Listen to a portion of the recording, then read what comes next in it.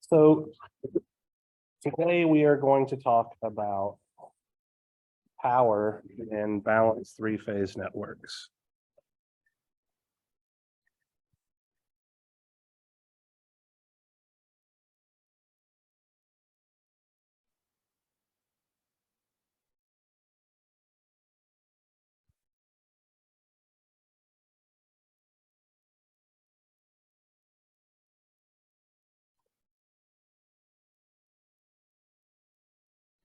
So start by looking at a simple balanced three-phase Y-Y circuit. Right? So we have a Y-connected source here.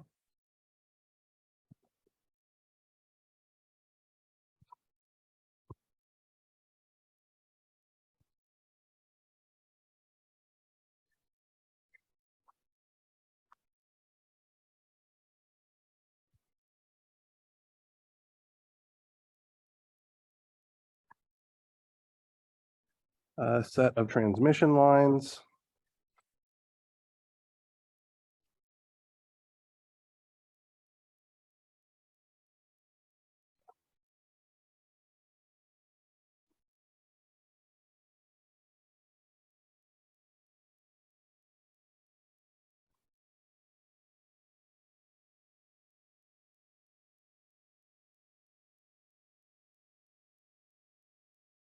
And then a Y-connected load over here on the right-hand side.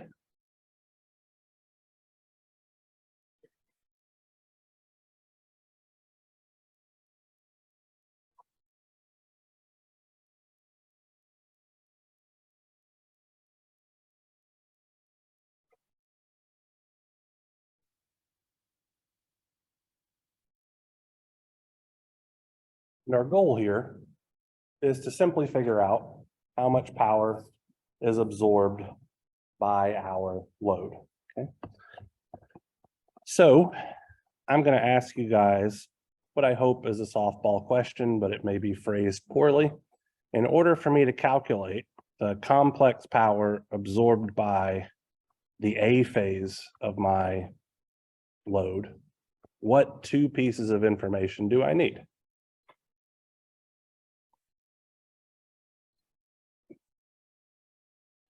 Voltage and current, absolutely. So let's do the voltage here. So this would be our RMS phasor voltage VAN. And we would also need to know our RMS phasor current IAN, right? If we have those two pieces of information, we could calculate the complex power absorbed by the A phase of our load. So let's figure out what that'll be just really quickly, right? So the complex power absorbed by the A phase of the load is going to be VAN times IAN conjugate, right? Just our basic complex power relationship that we use for single phase circuits. We're only looking at a single phase of the load, so this seems like an applicable thing. We can expand this out a little bit more. So this is going to be the magnitude of the voltage VAN times the magnitude of the current IAN with an angle of theta VAN minus theta IAN, like so. So it's the product of the magnitude of the voltage and current, and it has a phase angle of the difference of the phase angles between the voltage and current, exactly what we would expect from our single phase relationships. Now, this difference of angles here, theta VAN minus theta IAN, is the exact same thing as the angle of the impedance. Right? So I could go one slight step further here and call this the angle of, or excuse me, the magnitude of VAN times the magnitude of IAN with the angle theta zy. So if we were able to express our impedance zy in polar form, the angle of our complex power is going to be the exact same thing as the angle of our impedance. And that will always be true because they are literally defined to be the same thing, okay? So what two pieces of information do we need to figure out the complex power over the B phase of our load? Same two things, right? Voltage and current.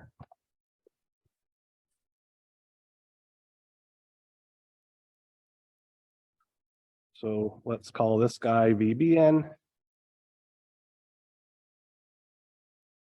And this current IBN, right? So the complex power absorbed by our B phase is VBN times the angle, times IBN conjugate, which is going to be the magnitude of VBN times the magnitude of IBN, the angle of theta VBN minus theta IBN. So what's the relationship between the magnitude of the A phase voltage and the magnitude of the B phase voltage? Only dealing with magnitudes. They're the same thing, right? The phase angle is different, but the magnitude is the same. So we could say that the complex power absorbed by the B phase is the magnitude of the voltage drop across the A phase. What about the currents? What's the magnitude of the current for the B phase? How does that relate to the magnitude of the current in the A phase? They're the same thing.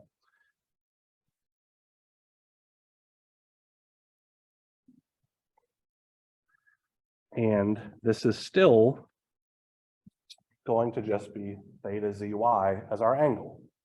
So the complex power absorbed by the A phase and the complex power absorbed by the B phase are literally identical. So what do you think is going to happen with the C phase? The exact same thing, right?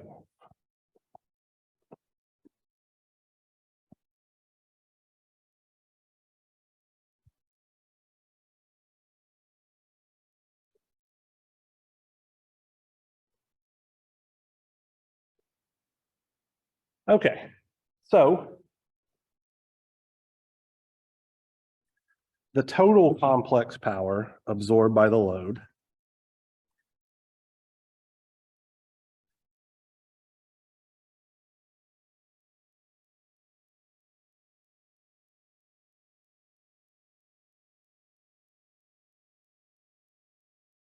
is what I'm going to call SY. And that is just SA plus SB plus SC, or 3 times the magnitude of the voltage times the magnitude of the current with an angle of theta zy, the angle of the impedance. So I am going to use now a commonly used shorthand notation, okay? So the magnitude of my voltage here, since I'm dealing with VAN, that is a phase voltage, right? Because it's the voltage drop across one phase of the load. So I'm going to alternatively call this 3 VP, where VP is just the magnitude of a phase voltage.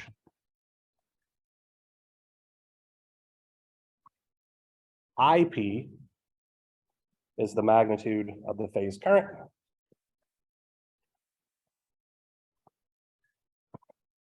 Angle theta Z, the angle of our load impedance, okay? So let me write these things down just really quickly so that you guys understand what I'm throwing here.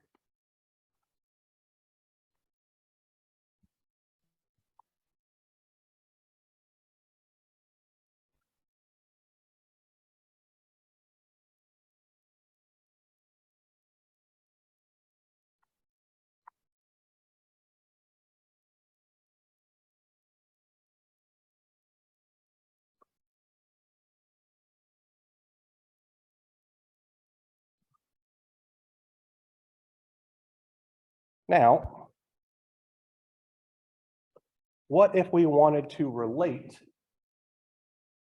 the complex power instead of phase quantities like we just did to line quantities, like our line voltage and our line current, right? So our line voltage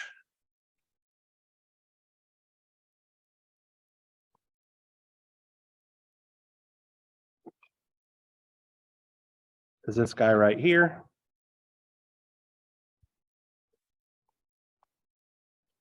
And our line current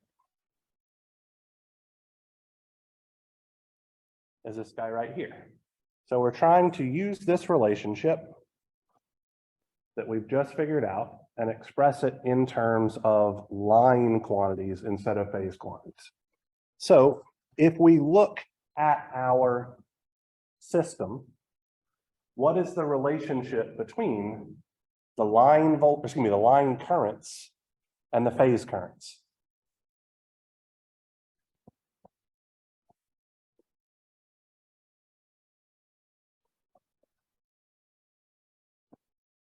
I disagree. Disagree with dividing either. Look at it. The current IAA flows through the transmission line, and then that exact same current flows through a single phase of the Y connected load. IAA and IAN have to be the same current because those two things are connected in series. So for this Y connected system, the line currents and the phase currents are literally the same thing, right? So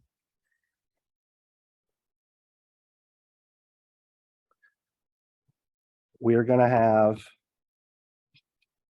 an IL representing the magnitude of our line current.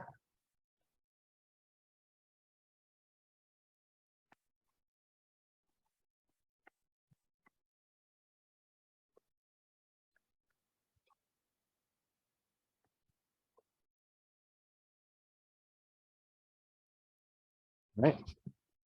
What's the relationship between our phase voltages and our line voltages? That's where that square root of 3 bit comes in, right? So we know that our line voltages are square root of 3 times larger than our phase voltages in magnitude, right? We've derived that relationship and used it on multiple occasions, right? So if our line voltages are,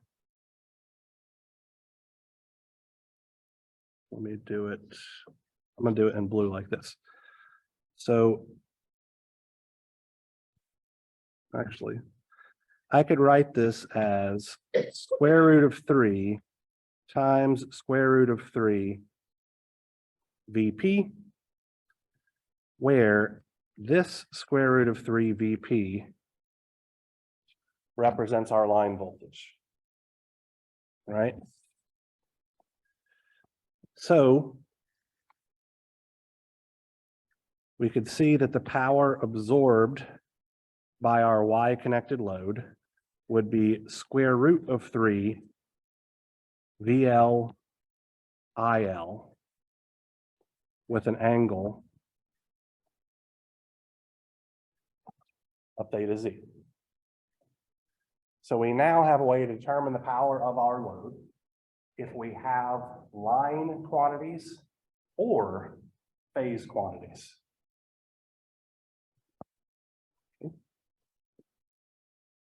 Where, just to be clear here, this VL is the magnitude of our line voltages.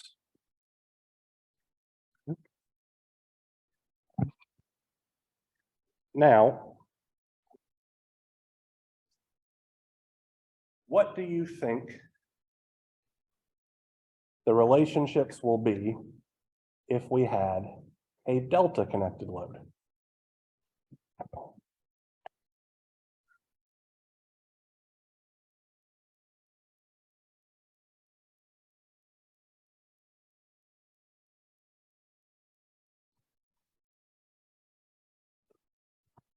So it turns out they will literally be the exact same relationships, okay? The reason why they will be the exact same relationships is because in a delta connected system, the line voltages and the phase voltages are the exact same thing. We've seen that before. And the line current's relation to the phase current has that square root of 3 relationship, which we've used in previous problems that we've worked out here. So it's the exact same relationships because in the Y-connected system, the line current and the phase current are the same thing. So there is no square root of 3 based relationship. And in a delta connected system, the line voltages and the phase voltages are the exact same thing. So only one set of quantities has a square root of 3 based relationship. So it's going to wind up being, in general, S 3-phase. It does not matter if it is a Y-connected load or a delta connected load, can be expressed as 3 VP IP angle theta Z, where again, it does not matter if our load is Y or delta connected. And this will be equal to the square root of 3 VL IL angle theta Z. So this is our complex power relationship for any 3-phase load. And we can figure it out if we know both, or excuse me, either line related quantities or phase related quantities, right? Which will make our lives actually a little bit easier. We're not stuck having to use just one or the other. So this is the complex power. So what should the average power be?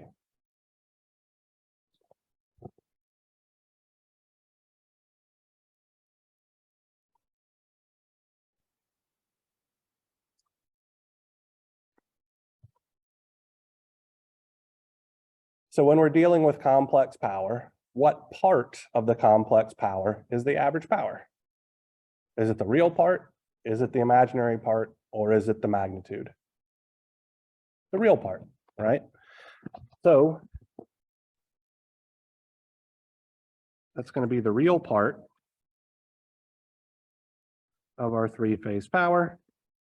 So that can be expressed as 3 VP IP cosine theta Z, or root 3 VL IL cosine theta Z. So that's our average power relationship. And again, nothing more than the real part of the complex power, so you don't actually need to know the multiply by cosine bit. If you can calculate the complex power and look at the real part on your calculator, you're good to go, just like we did for the previous exam. What about the imaginary part, our reactive power? I literally told you what it is on accident there, right? The reactive power is the imaginary portion of the complex power.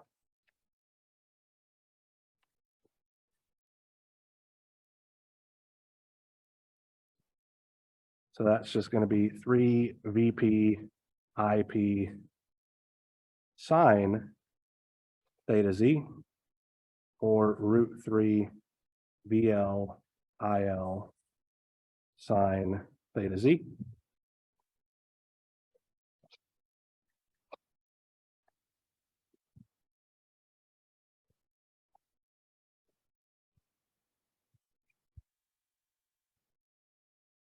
Our apparent power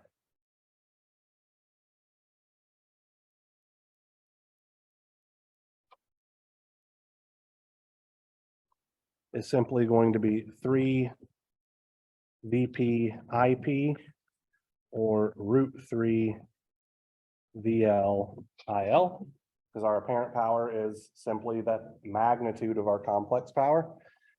Again, these relationships are exactly what we dealt with in single phase systems.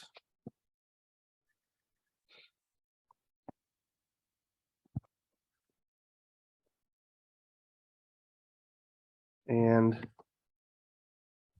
our power factor in a three-phase system is just going to be the ratio of P3 phase to our apparent power three-phase, or cosine theta z. So power factor in a three-phase system is literally identical to power factor in a single-phase system. Effectively, all parts of the load or each phase of the load is going to operate at the exact same power factor. So the overall power factor is just the power factor of a single phase.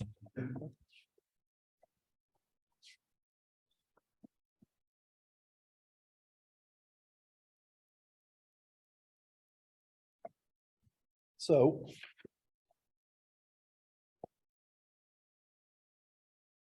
in order to calculate the complex power absorbed by loads in three-phase systems, we can either use these new relationships, what aren't really new at all, or we can simply calculate the power absorbed by a single phase and multiply it by 3 because there are 3 phases, and we're going to get the exact same result, literally every single time. So what I want us to do here really quickly is to knock out the first 2 problems of our in-class assignment together. The third problem will require us to learn about three-phase power factor correction, which is wildly similar to single-phase power factor. So we'll do that here after we knock them out.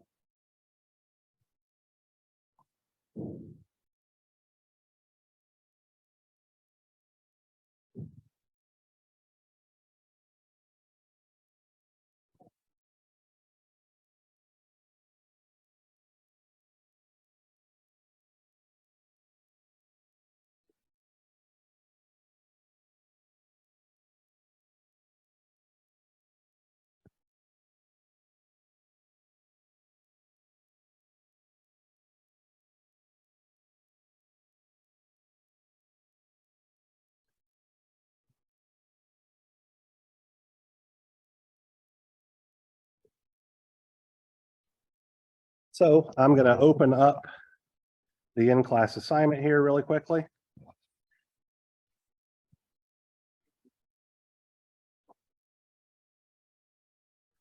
So here's in-class assignment number 8. Our first question here tells us that we have a balanced three-phase source that is used to power the following loads. And we are given a description of how the loads are operating, so what they're absorbing and at what power factor they're operating. We are told that the line voltage is 208 volts RMS at 60 hertz. And we are asked to calculate the magnitude of the line currents and the power factor at which the source is supplying power. So if I were to draw a picture of this system, it might look something like this.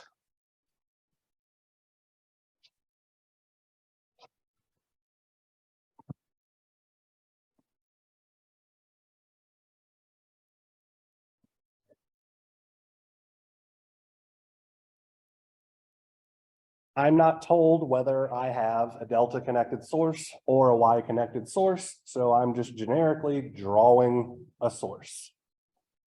I know that my source is going to have A, B, and C phase terminals. No specific line impedance is mentioned, so I'm just going to draw it as if there were wires. And then I have loads, right? So I have one balanced three-phase load here.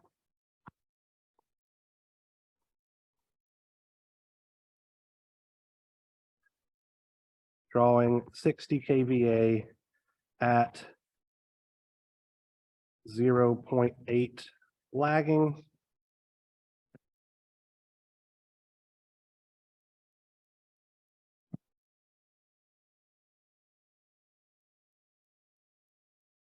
And I have another three-phase load.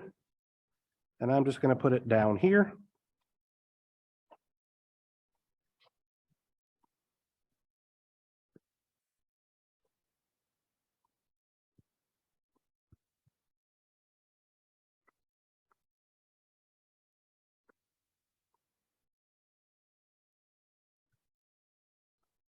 Like so.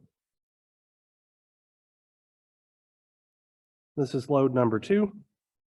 We're drawing 30 kVA at a power factor of 0.75 lagging. Okay. We don't know whether or not our source or our loads are connected in Y and delta, and it literally does not matter at all. Okay. Once you do enough of these, the picture is entirely irrelevant. Okay. We know that our line voltages, so between here and here, are 208 volts RMS. We're not given a phase angle, so I'm going to assume that this is a magnitude. And we are asked to figure out the magnitude of the line currents and the power factor at which the source is supplying power. Okay. So let's think about things briefly here. Okay. The quantity VL is known, right? It was given to us as 208 volts RMS. And that's really the only thing that we know about the system in general, okay?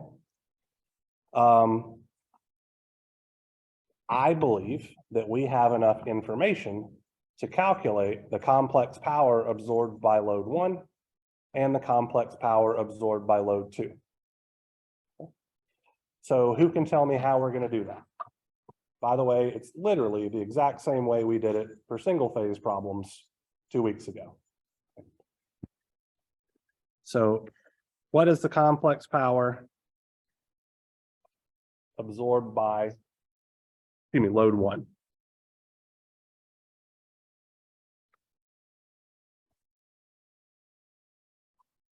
Not going to hurt my feelings if you go back in your notes from when we were doing single phase power and look up how we work similar problems there.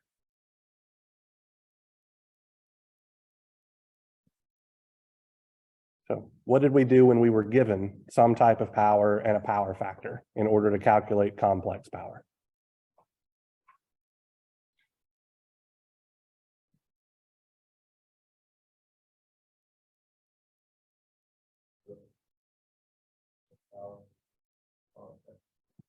So you're thinking about the right relationships there, right? So what was suggested was the average power divided by the power factor. So let me just write it over here, right? So what we were doing was something like this. P divided by power factor with an angle of inverse cosine of the power factor, right? That's the relationship that we used over and over and over again. What does that P in that equation represent again? The average power. What kind of power did I give you? Apparent power. So that's not the one that we're going to use. We're going to use the one that's slightly modified, right? So whenever we're given apparent power, since that is by definition the magnitude of the complex power, we don't need to divide by the power factor. We already have the quantity that we want. So this is going to look like the apparent power absorbed by load 1 with an angle of the inverse of the power factor of load 1. Right? So 60 kVA with an angle of inverse cosine of 0.8 should look like 60 angle 36.87 degrees kilovolt amperes. Is this angle supposed to be positive or negative?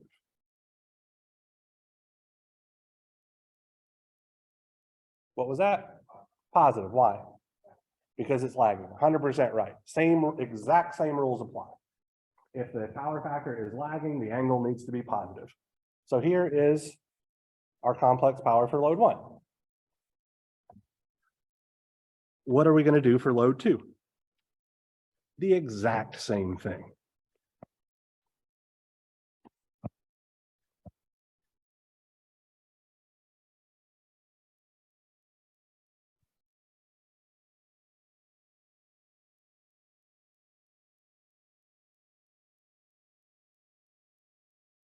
So that's going to be 30 kVA with an angle of inverse cosine of 0.75. And I don't have the inverse cosine of that particular number memorized. I'll have to use my calculator for it.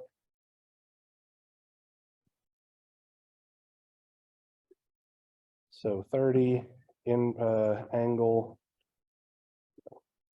inverse cosine 0.75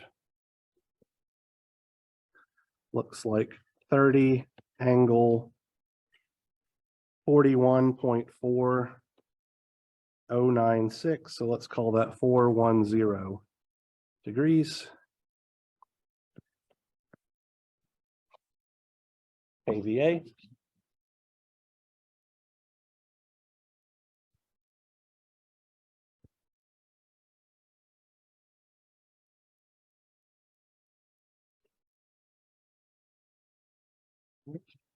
So we are asked to find the power factor at which the source is supplying power. So I would argue that we need to know how much complex power is being supplied by the source. How are we going to figure that out?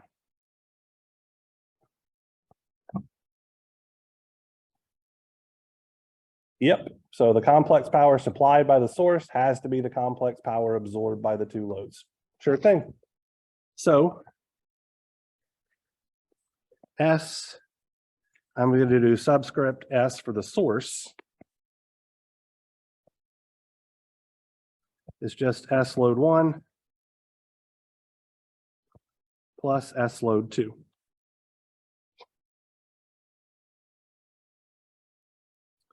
Which I get to be 89.937 with an angle of 38.383 degrees. kVA. So how do I figure out what power factor the source operates at? Cosine of that angle. Absolutely right.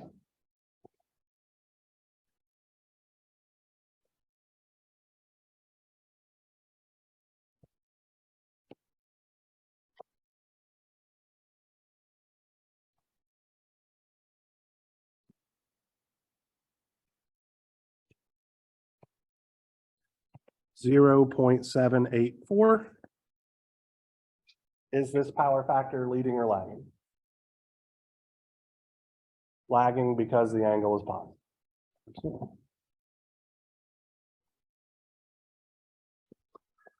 So we just solved part B.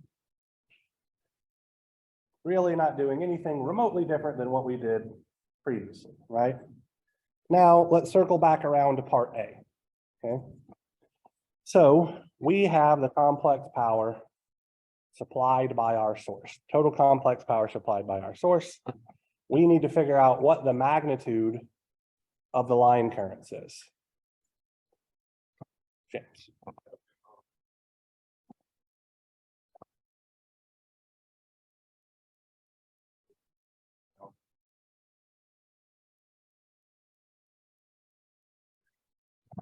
So the two given apparent powers, you're very, very close, but it's not going to be the apparent powers added together because the apparent powers added together don't give us like the magnitude of load 1 plus the magnitude of load 2 does not, added together, does not equal the magnitude supplied by the source. Right.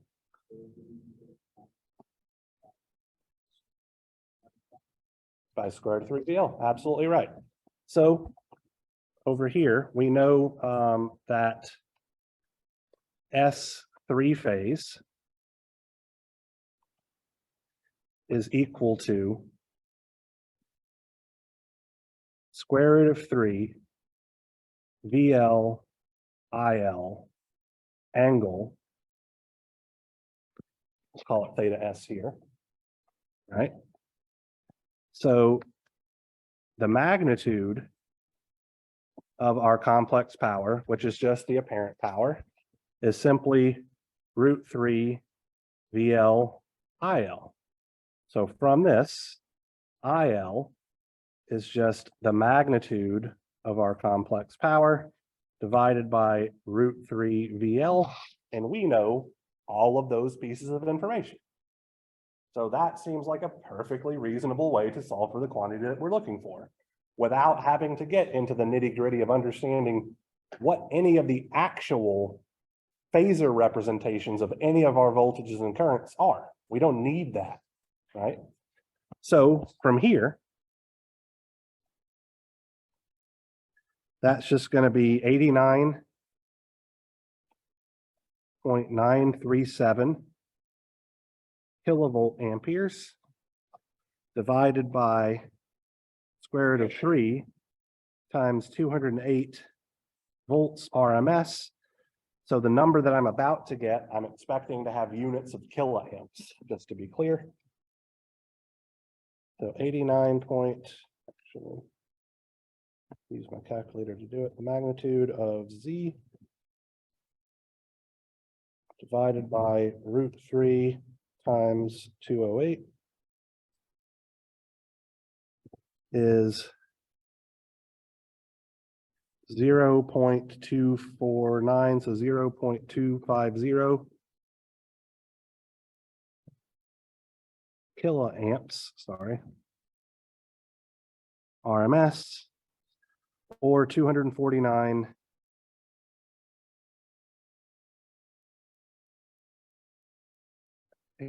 amps RMS.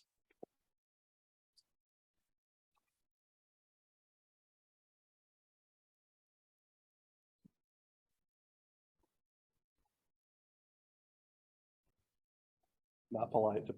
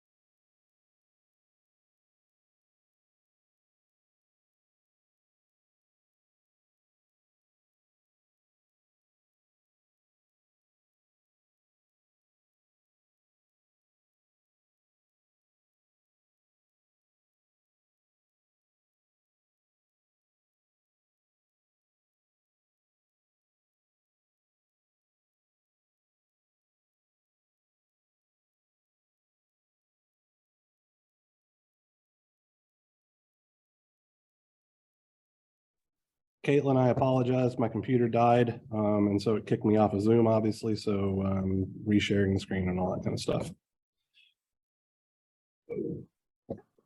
All right.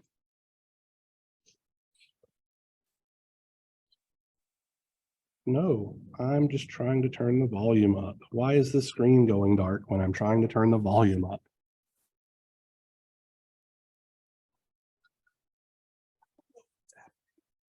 All right, I'm just going to leave that alone. I'm going to very carefully put my computer back down, making sure that things remain charged. Let me look. It's at 10%. I mean, I don't know. All right, whatever. Okay, so sorry for the technical difficulties. I'll be in class about 10 minutes from now. I'm sorry, I couldn't hear you because every time I try to turn the volume up, the screen gets dark and it's worrying the shit out of me. So, all right, so we've worked in class assignment problem 1. Now let's look at problem 2. Similar thing.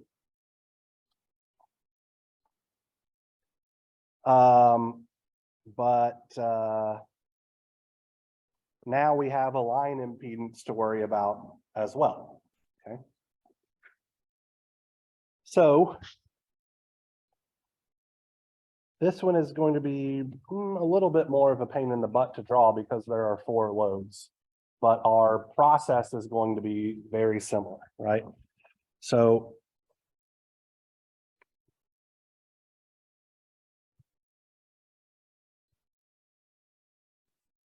here's my source. I'm just going to be lazy and write source over here with the understanding that it's a 3-phase source. Once again, we are not told whether it's single phase, or excuse me, whether it's connected in Y or connected in delta. So that's why I'm just leaving it with this representation. We do have some impedance. So here's ZW. We will have that same impedance for all 3 phases.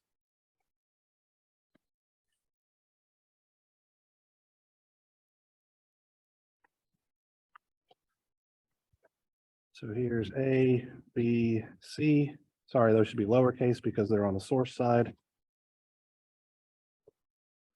Capital A, capital B, capital C. And I'm just going to draw really long wires here. I think this will give me enough space.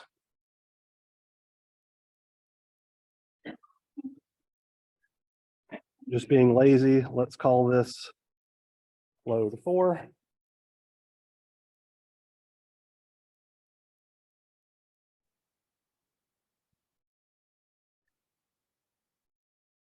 Apparently I didn't draw my wires quite long enough. That'll be okay.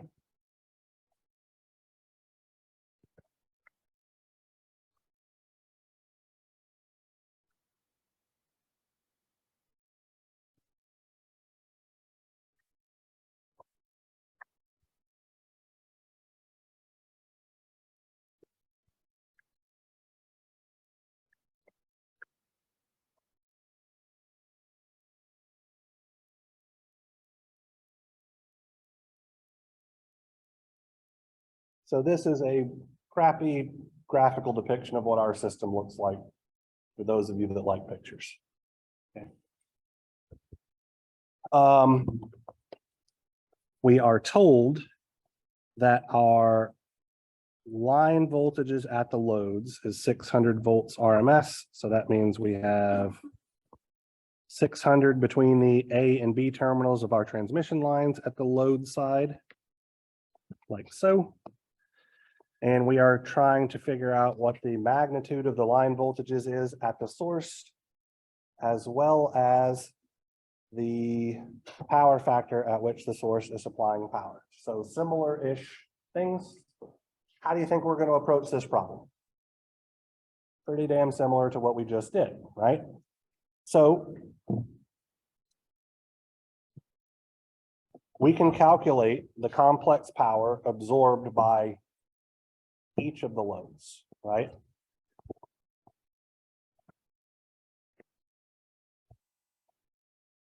So how are we going to calculate S load 1?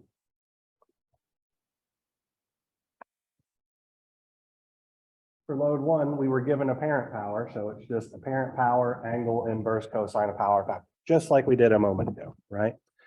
So that's going to be 20 kVA, angle, inverse cosine of 0.8, which is going to look like 20 angle 36.87 degrees. And that was lagging, so the angle should be positive. I'm going to go ahead and put that in my calculator.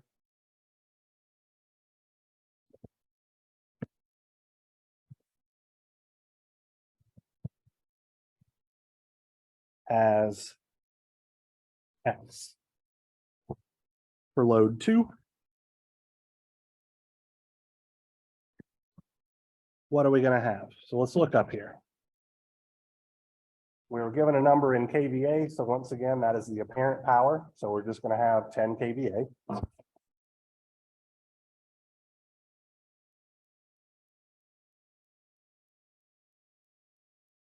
Our power factor is 0.7 leading. So we're going to do the inverse cosine of 0.7. And because it's leading, this angle needs to be negative. So I'm going to throw a negative sign out front there. Putting this into my calculator. 10 angle negative inverse cosine of 0.7. I get 10 angle negative 45.573 degrees, which I'm storing as well. For load 3,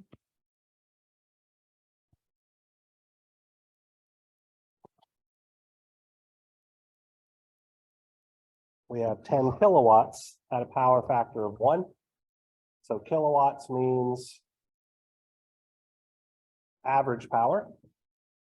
So we're going to have to divide our average power by our power factor, but in this case, since the power factor is 1, it's just going to be 10 kVA with an angle of 0. So 10 kilowatts over 1 angle inverse cosine of 1 is going to look like, oh, I'm sorry, I didn't put units here and I should have. 10 angle 0 degrees kVA, which I'm going to store as Z. And lastly, for load 3, excuse me, for load 4, 10 kilowatts at a power of 0.6 lagging.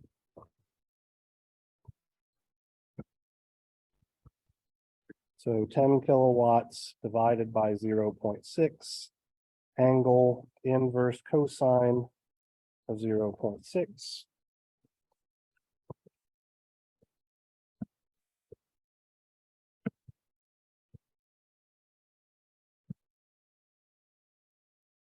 Looks like 16.667 with an angle of 53.130 degrees kVA. And I'm going to store this in my calculator as T. All right. So we've done a lot of what we can do with the information that was provided. Now we need to think about a couple of things, right? So what we are asked to find is the magnitude of the line voltages at the source. If we were able to figure out what the complex power was provided by the source, I would argue that we'd probably be able to figure out what the line voltage is. Okay?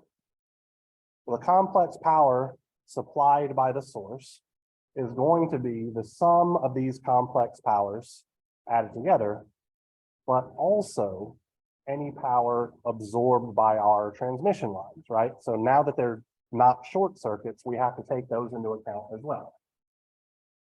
So how are we going to figure out the complex power that is absorbed by our 3 transmission lines? So the impedances are definitely going to be part of it, but we're going to need to know either the voltage or the current. And I would argue that the current is a lot easier to figure out, okay? So let's talk about that really quickly. What I'm about to do is I'm simply going to add all of these together. So our total load is just these four things added together. So that's S load 1 plus load 2 plus load 3 plus load 4. So in my calculator, that's going to be X plus Y plus Z plus T. Y, I saved all of them. And I get 46.6898. So let's call it 46.690 with an angle of 22.932.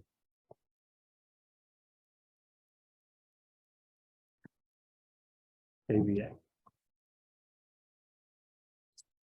I'm going to do exactly what Caleb and James suggested a few moments ago for the previous problem, and I'm going to solve for my line currents, or at least the magnitude of my line currents, right?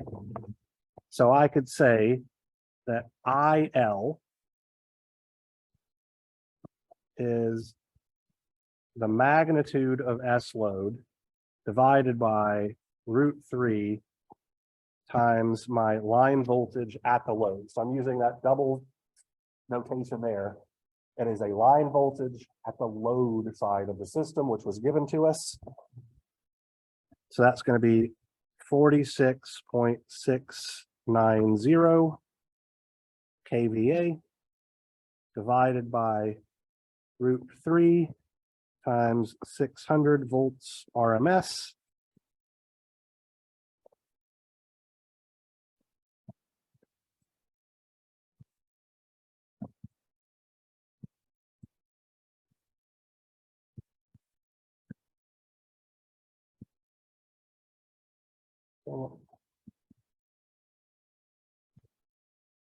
Hit the wrong button on my calculator and accidentally cleared everything.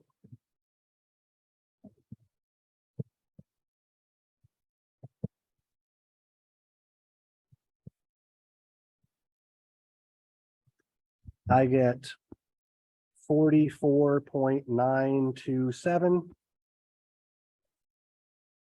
amps RMS.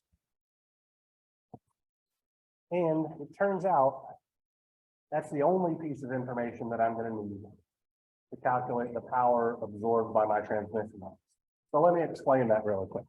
Okay? So we have our transmission line that has an impedance of ZW, right? And that's given in our problem state. The complex power absorbed by a single phase of our transmission line. So SW, one phase, is going to be the voltage drop across our transmission line, VAA, times the complex conjugate of our line. Now, just to be clear here, both of these are complex numbers.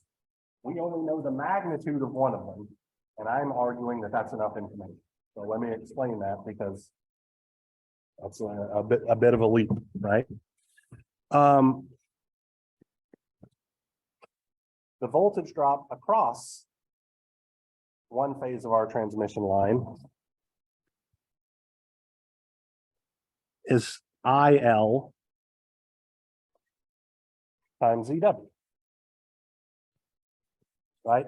Ohm's law, V is equal to I times Z. We multiply that by IL conjugate. So what happens when I multiply the current by the conjugate of the current?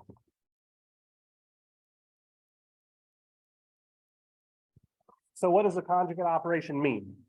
Sorry, what was that? It's the magnitude squared, right?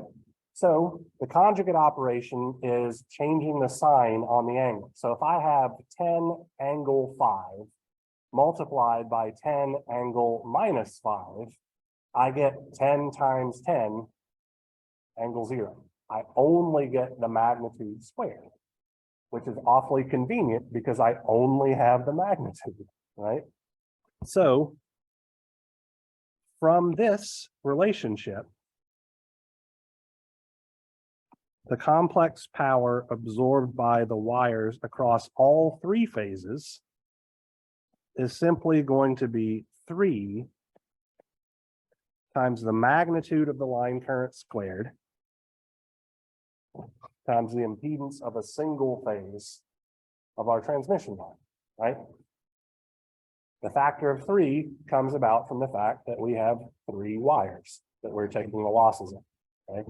So we just need the magnitude of the line current and the impedance of the transmission line, and that's enough information for us to get the complex power absorbed by this transmission line system. So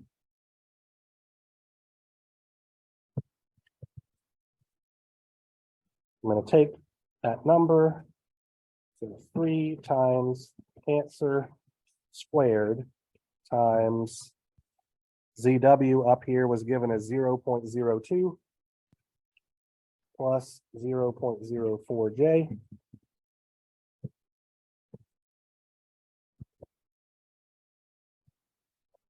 And this comes out to be 270.806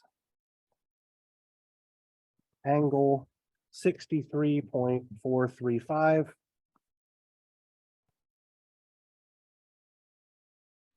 volt amperes. Okay. So just want you guys to notice, because I'm about to add the complex power absorbed by the transmission lines to the total complex power absorbed by the load, they have different units, right? So the complex power absorbed by the load is measured in kilovolt amperes. The complex power absorbed by the transmission line is measured in volt amperes. So I'm just going to take this answer and divide it by 1,000 to put it in kVA.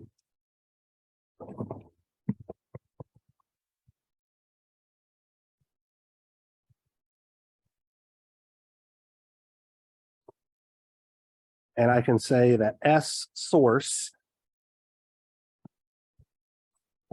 is S load plus SW three phase. Just a quick aside here, a very common mistake that I see students make when working problems like this is that they only calculate the complex power across one phase of the transmission line instead of all 3 phases. So you really do need to make sure that you remember that it's a 3-phase system, and so you should count that power 3 times. Go ahead. 46.896 with an angle of 23, excuse me, 0.147.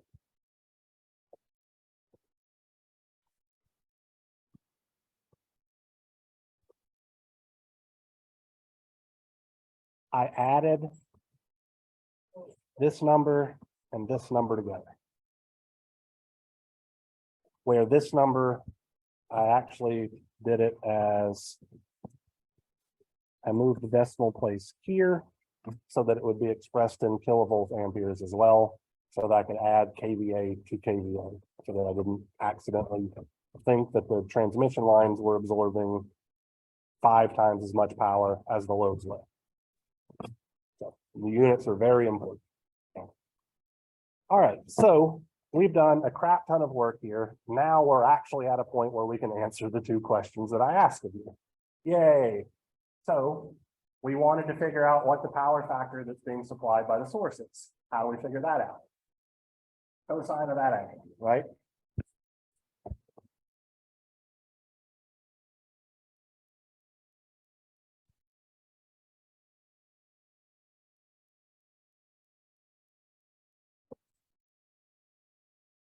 So the cosine of the angle of what I have stored in my calculator as B is 0.9195. So let's call it 0.920. Is it leading or lagging? Lagging because the angle is positive. Great.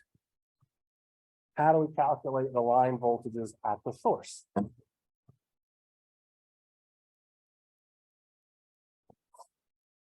So just as a brief thing here,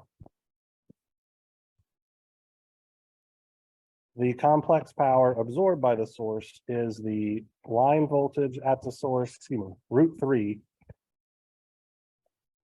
times the line voltage at the source times the line current flowing through the source with an angle of theta s, right?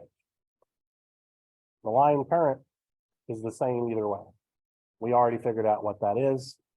So we can see that the line voltage at the source is just our apparent power supplied by the source divided by √3 times our line. So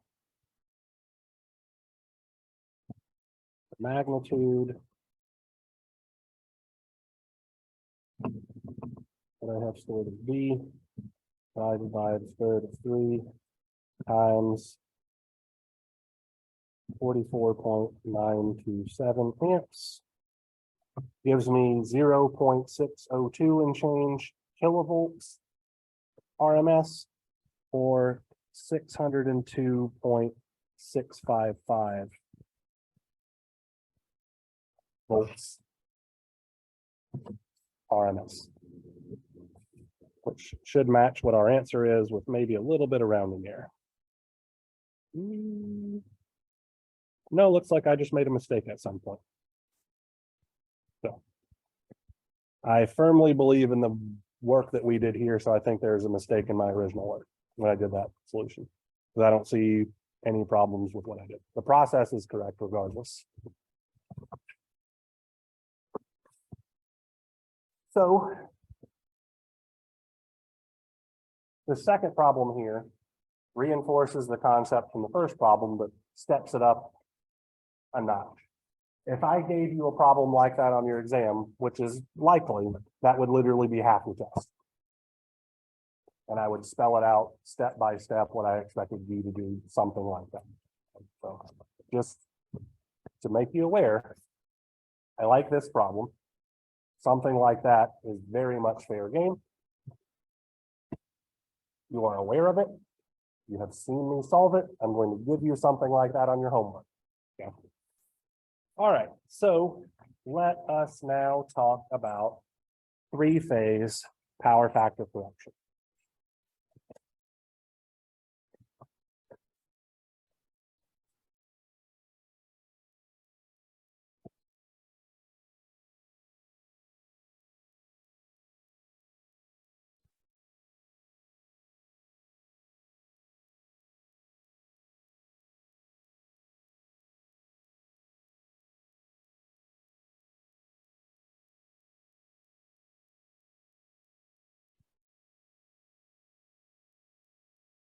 So three-phase power factor correction works literally the exact same way that single-phase power factor correction does, because of course it does.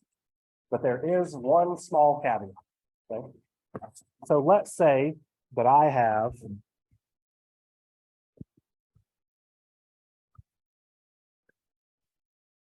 a balanced three-phase source here.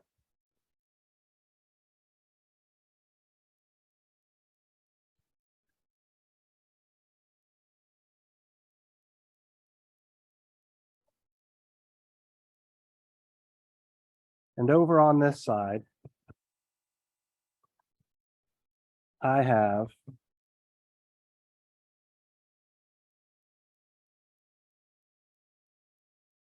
balanced three-phase load.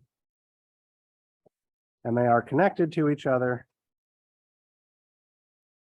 via transmission lines, like everything that we've dealt with. For the sake of argument, we're going to look at lines that don't have any impedance for now.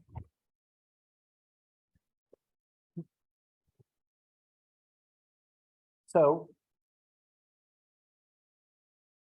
in a single phase system, we were able to correct the power factor at which a source was supplying power by putting a single capacitor in parallel with that source. So what do you think we're going to do in a three-phase system? We're going to use three capacitors, but we have options, right? So our first option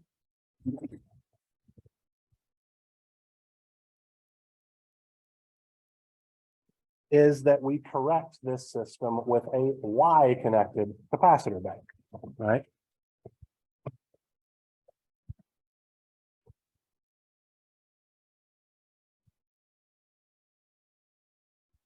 So this is going to be CY.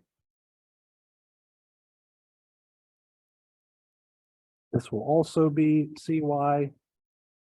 And we have a third CY. And these three are tied together at this neutral. And just to be clear, the neutral here on this three-phase bank of capacitors does not have to be connected to a neutral on a source or the neutral on the load side whatsoever. So a Y-connected capacitor bank is an option even if the source is in delta and the load is in delta. Okay? We'll talk about why you would choose one over the other in a moment. So that's option one. Option two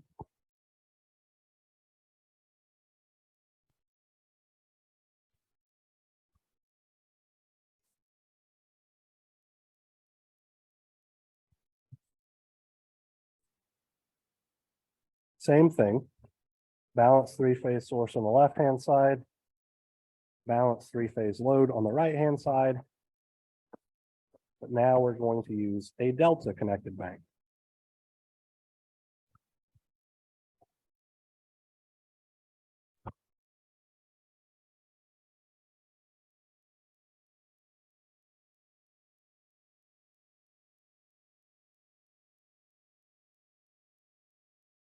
Which means we're going to have one capacitor between the A and B phases.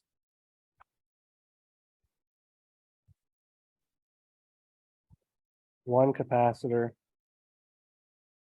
between the B and C phases. And then one capacitor between the C and A phases. Yes, all of those are C deltas. So in short, we have a choice between a Y-connected capacitor bank and a delta connected capacitor bank. Okay? From our previous work on power factor correction, we know that the complex power supplied by a single capacitor is given by negative J omega C times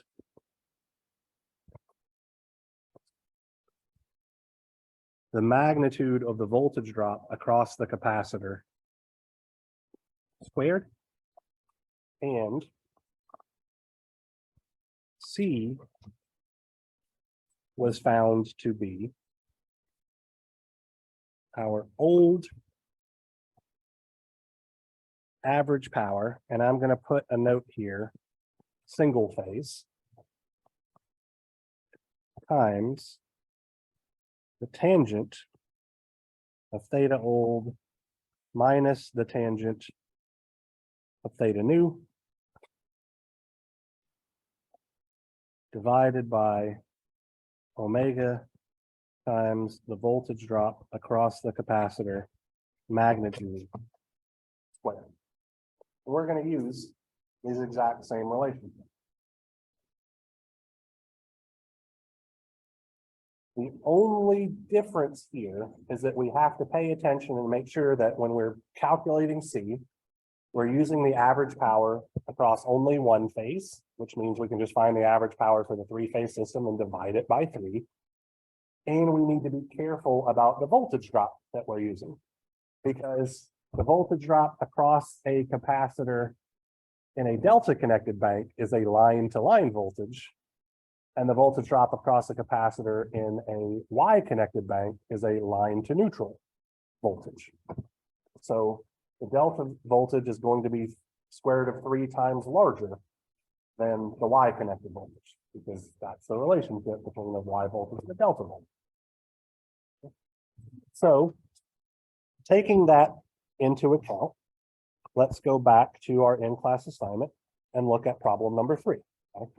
We have already done power factor correction on single-phase systems, so power factor correction on 3-phase systems is very, very similar. So I don't think I need to go into things particularly further here. All right.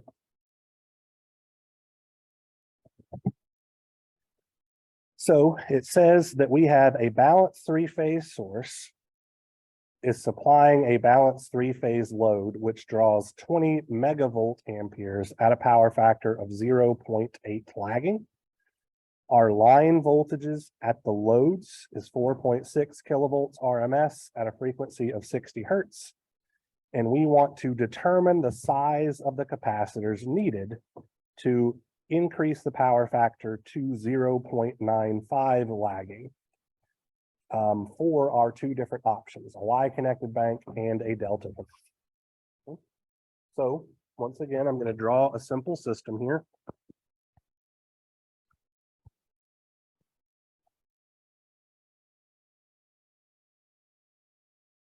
Here's our source.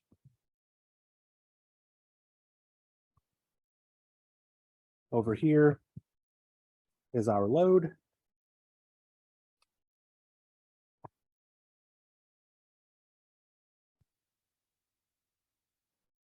We are told the line voltages are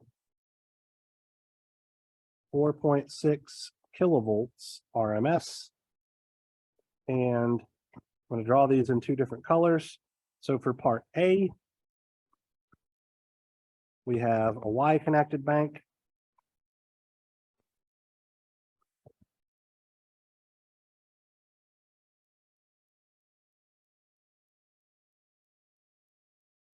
CY for all of those. Part B, we have a delta connected bank.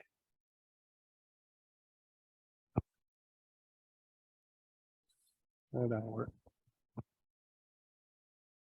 All of these are C deltas. So part A is in blue, part B is in red. That's only going to come up at the very end of the problem. Okay. So peeking back over here at our equation, we need to know P old for a single phase, theta old, theta new, omega, and the magnitude of the voltage drop across the capacitor. So how are we going to figure out what these quantities are?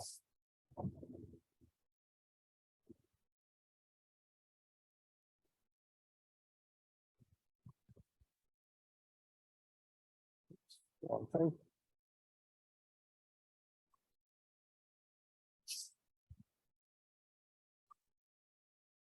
No, go away. So what does this 20 MVA here mean?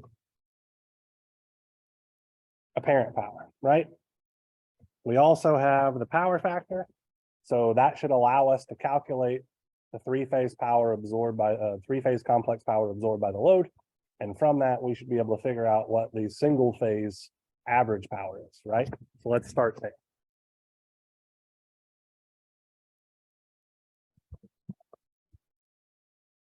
So let me do this in black here. So S, that is not an S. Load. And I'm making a point here to mention that we're calculating a 3-phase quantity because we're going to be dealing with single-phase quantities in a minute. Bless you. Is going to be 20 megavolt amperes with an angle of inverse cosine of 0.8.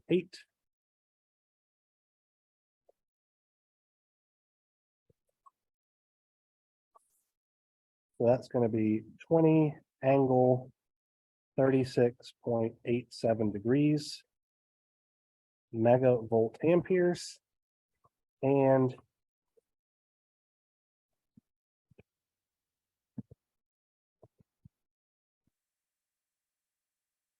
expressed in rectangular form, that looks like 16 plus J12 megavolt amperes. So if I want P old single phase, what do I need to do? Divide 16 by 3. It is literally that simple. So 16 megawatts divided by 3 looks like 5.333 megawatts.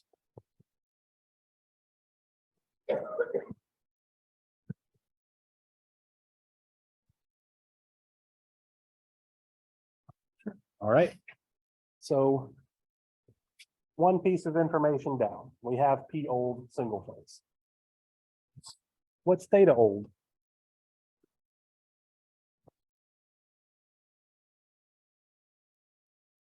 (36.87 degrees).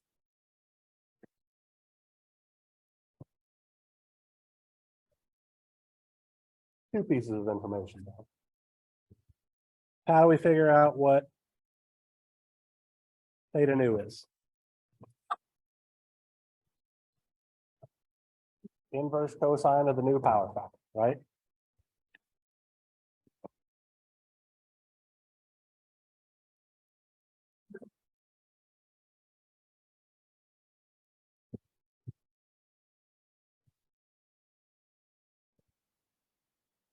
(18.195 degrees). All right.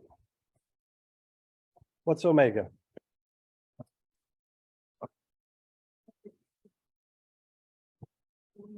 Times 2 pi. Absolutely right. So omega, the 60 hertz is our linear frequency f. Omega is 2 pi times the linear frequency.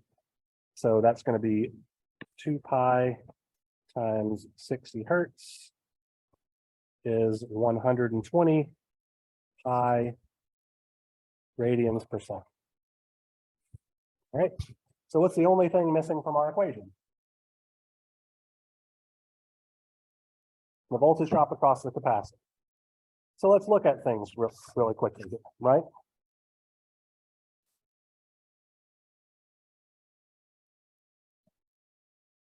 So for the delta connected capacitor bank, it is literally the line voltages that we were given. Okay. So for part B of this problem, we have all of our information. For part A, the voltage drop across a single phase of the capacitor bank isn't that 4.6 kilovolts. It's going to be 4.6 kilovolts divided by the square root of 3. Because we need to go from a line voltage to a phase voltage, right? So for part A, C, Y is going to be P old times the tangent of theta old minus the tangent of theta nu divided by omega times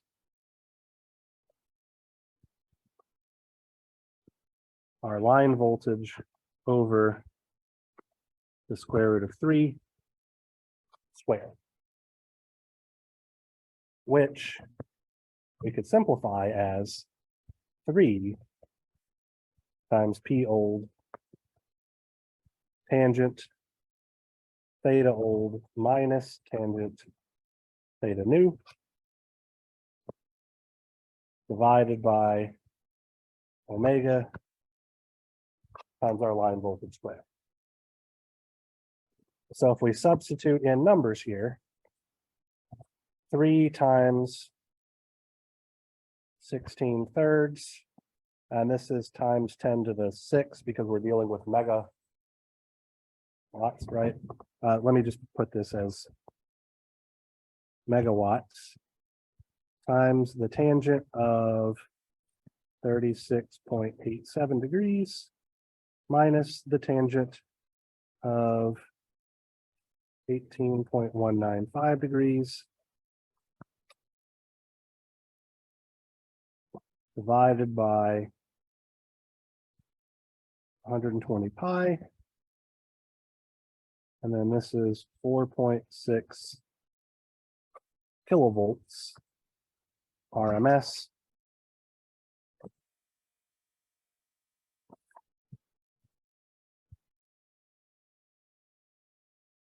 So I'm going to put this into my calculator as 3 times 16. Sorry, what was that? Thank you. You're right. Squared. 3 times 16,000 over 3. The reason why I'm doing that is to convert my megawatts into kilowatts so that I have a kilo over kilo and the units work out correctly.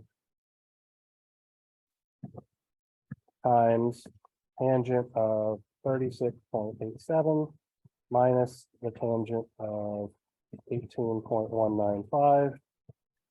All of that divided by 120 pi times 4.6 squared.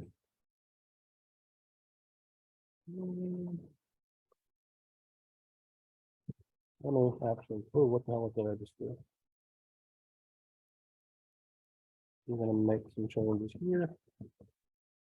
So I'm doing 4,600 squared because the units came out odd to me. So I'm just going back through and fixing things because I know that it shouldn't be 0.8 of a farad. That's way too physically large of a device. So 16, bless you.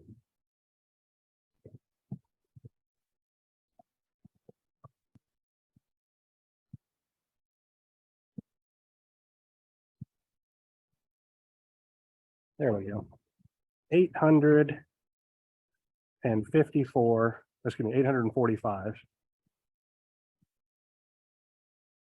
845.048 microfarads. So a little less than 1 millifarad. That's the answer to part A.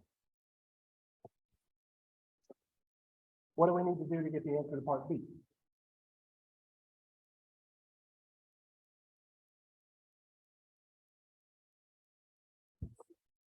But look what I've done to the equation here, right? So when we divided by the square root of 3 squared, that was the same as multiplying by 3 in the numerator.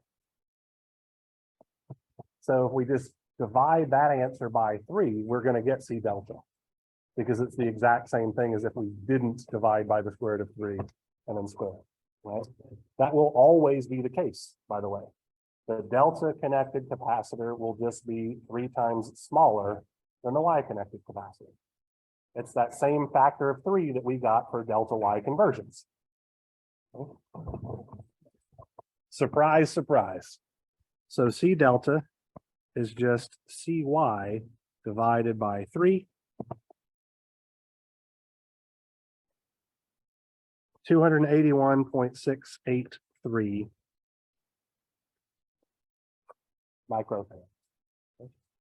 So let's talk very briefly about why you might use a delta connected capacitor bank versus a Y connected capacitor bank. Okay. So the overwhelming majority of the time, you're probably going to wind up using a delta connected capacitor bank. Can anybody tell me why? Anybody have any thoughts whatsoever? Yeah, it's a smaller capacitor value, which means it's physically smaller, which means it is probably less expensive. That being said, it has to be rated for a larger voltage because the voltage drop across that capacitor is the square root of 3 times larger than the Y connected capacitor will see. So you're really going to have 2 options. You're going to choose whichever one is cheaper. Most of the time, it's going to wind up being the delta connected one because it's a smaller capacitor, but it does need to have a larger rated voltage in order for it to be put into service. Okay. So that is something that you're going to have to think about when you're installing these in a system. Yes, sir.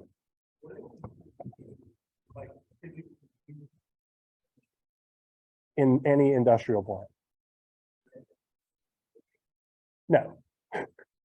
That would be too easy. So that's the target. It's not going to hurt anything if you get above it, right? but it is going to cost you a fine potentially if you go below it. So you're going to use the smallest possible capacitor because it's cheaper that will get you to the target. You know, to or above the target.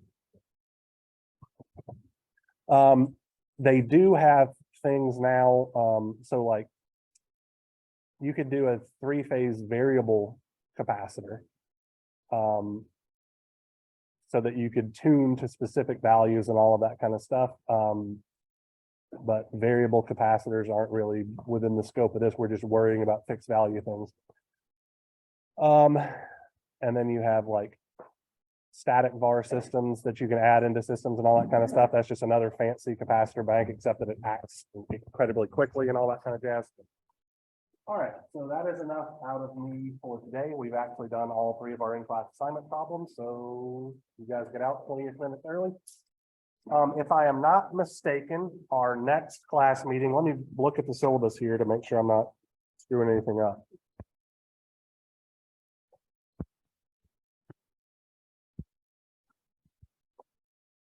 No.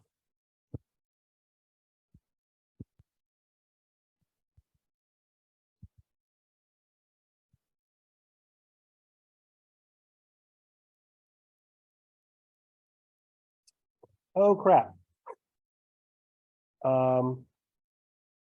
Apparently I wasn't supposed to cover balanced three-phase power and balanced three-phase power factor correction on the same day. So we are a day ahead of schedule. Oh, no. So, what do you guys want to do?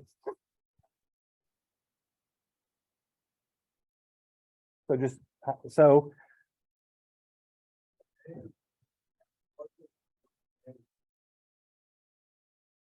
okay, so yeah, so we'll just add a review day in. Sounds great. So our next class meeting is going to be how power is measured in three-phase circuits. That probably actually won't take the full 2 hours or whatever to talk about.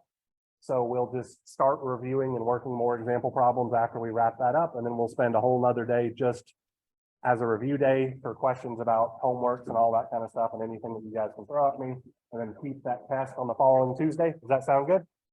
All right, sorry for getting ahead of the game. So